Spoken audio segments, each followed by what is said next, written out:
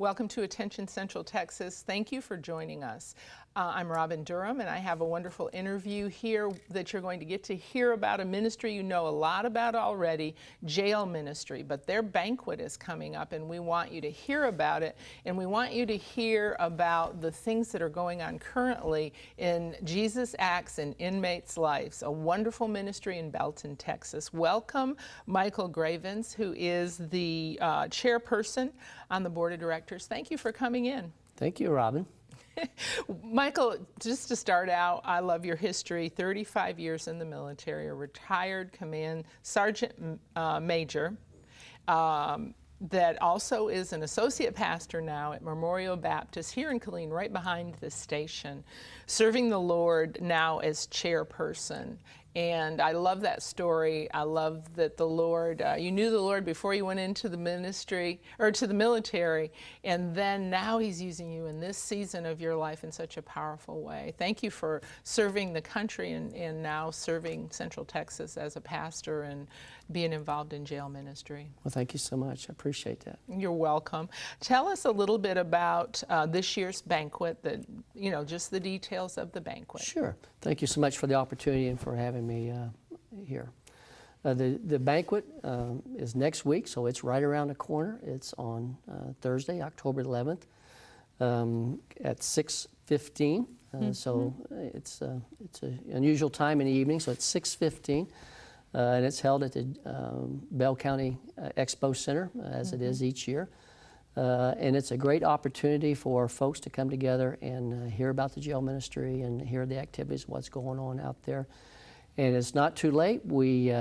This is our greatest fundraiser of the year, and so we really need our supporters to come out and for them to invite other people to come out. And I would really encourage people to sign up and to register. They can register and pay online for the banquet at www.jailmen.org, or they can register by email at jailmen@jailmen.org, or they can call the office, which is 254-933-8506. That's good, and I know all that information will be up intermittently on the screen for you. Who's your speaker this year? Oh, I'm really excited about our speaker.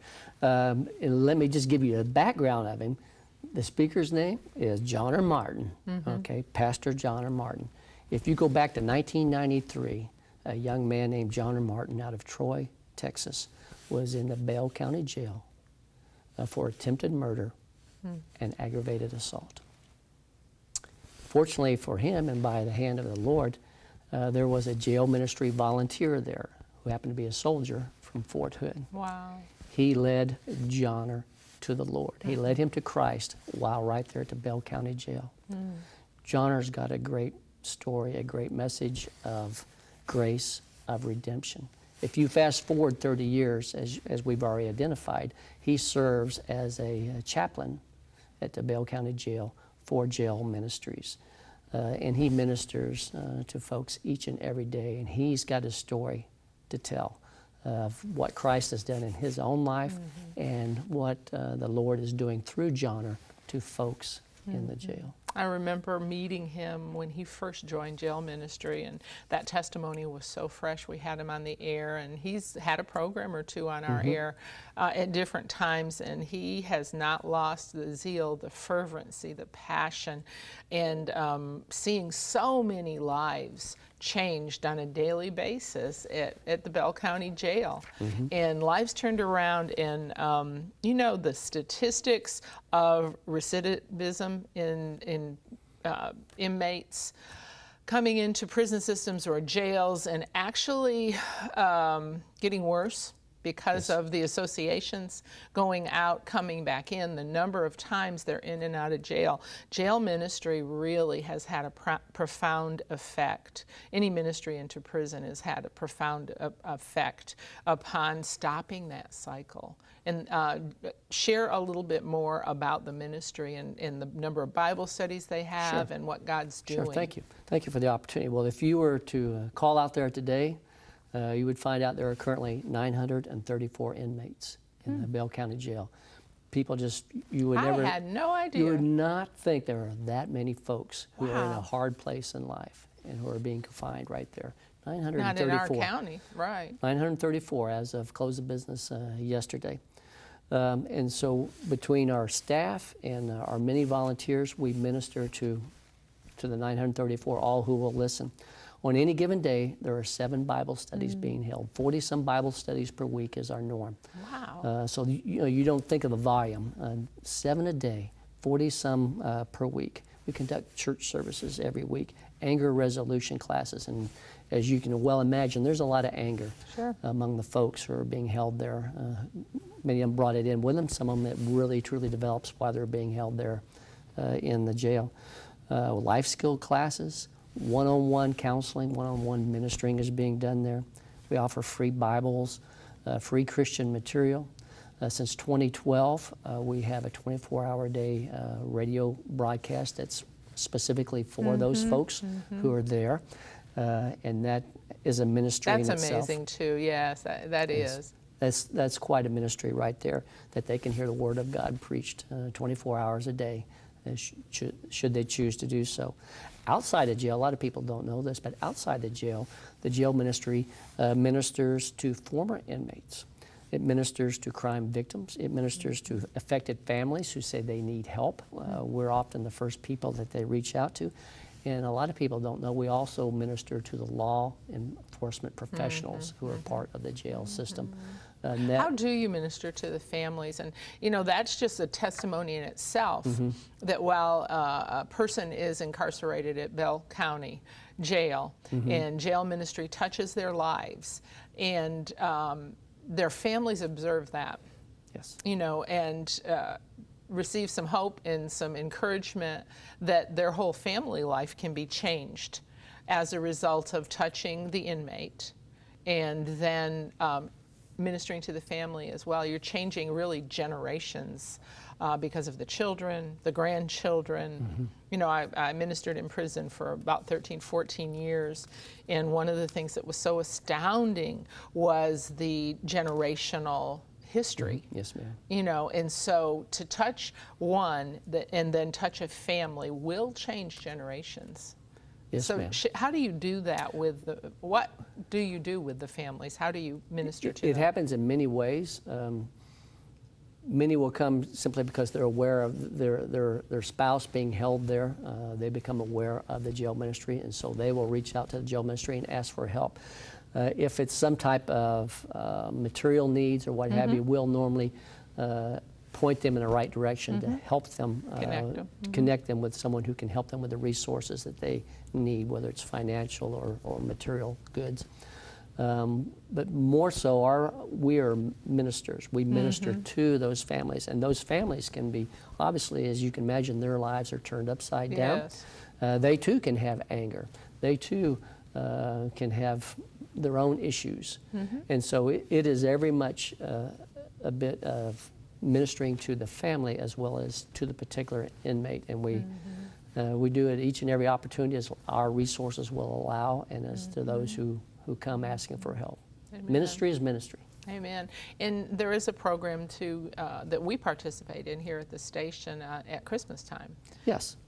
Yes, thank you for bringing that up as well. The each year you have the I don't want to mess the name up. Angel Tree. Yeah, but it's the Prison Fellowship Project Angel Tree. I want to make sure I got the front part. The Prison Fellowship Project Angel Tree. We provide Christmas presents to the children of inmates. Last year, were 1,657 kids received a gift from the jail ministry, and with those we partner with. And each one of those gifts had some type of gospel message with that gift. So we got, even though that's possibly a home where the gospel is not heard, there is a bit of the gospel message going into the home from the gift. And those kids, you know, kids are kids. And often these are kids who don't have a whole lot, and this is just one more way that we can minister to the family and present the gospel. And their parent that is incarcerated makes a request that gifts be given, so the children know their parents are thinking of them, have made this request, and it's from them. We participate here, and it is not too soon for you to be thinking about that. And giving KPLE a call. We do the west side of Bell County and the east side of Bell County. We'll give you some information a little bit later on, so if you're living over in that area, you can participate. But it is a way to touch families again. Absolutely, with the gospel, as well as meeting their needs. Yeah. Are you? Do you teach one of the Bible studies? Actually, I don't. We keep a line of separation, if you will. Between the board? Yes, ma'am. And so I serve in the board capacity. Amen. In the prayer capacity? And the prayer capacity, thank you. Which undergirds anybody who goes in. If you don't have the prayer support going in and people behind you, you know, you're not going to be as successful as you could be. So we're all partners in that. And then through, I'm of my own particular church, we also are supporters of the jail ministry. Financial support, as well as prayer. That's so important. As well as volunteers who go inside of whether it's Bell County Jail or the Juvenile Service Center, which we haven't even mentioned. Right. Go ahead. We've got a couple of minutes. The Juvenile Service Center. In any given day, there's somewhere between 50 and 100 kids in the Juvenile Service Center.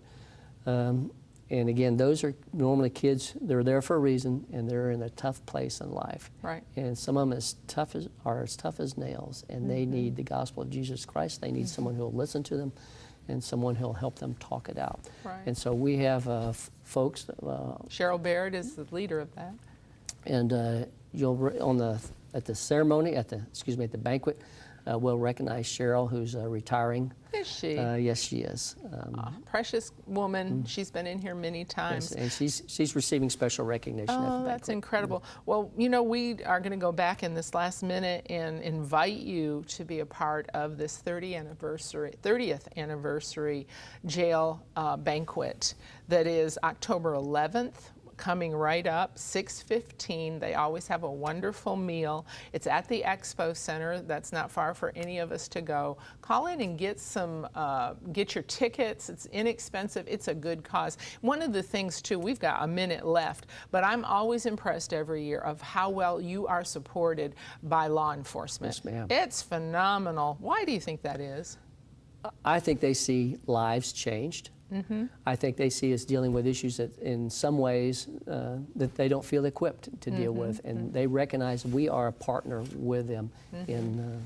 Well, it speaks volumes, you know, to see those that have been incarcerated, their lives changed, coming back, being a part of jail ministry, to see law enforcement involved with ministers and supporting in mass. They support this ministry in mass. So we want you to come out. This is a great event. It's a great event in our region. It changes our region to have folks ministered to and to know Jesus. Michael, thank you for being here. Thank you. Thank you. And very quickly, thanks to all the volunteers who serve with the jail ministry, and thanks to those who are hosting this banquet.